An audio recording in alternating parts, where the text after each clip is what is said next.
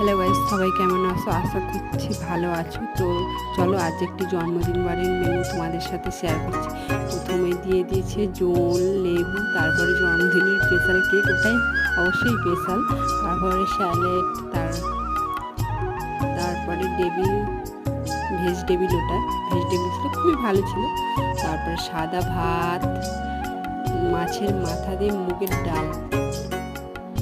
তারপর চলে আসলো আমাদের আলু ভাজা। তো চলো দেখতে থাকো। তারপরে সর্ষে কাতলা যেটা হয় না, সেটা হয়েছে। মাছটা খুবই ফ্রেশ ছিল, ভালোই টেস্ট। তারপরে এখানে চলে গেছে রাইস, তারপরে চিকেন কষা। চিকেনটাও বেশ ভালোই ছিল, কিন্তু আরেকটু বয়েল হলে ভালো হতো জিনিসটা। তো চলো, ভালোই হয়েছে সব।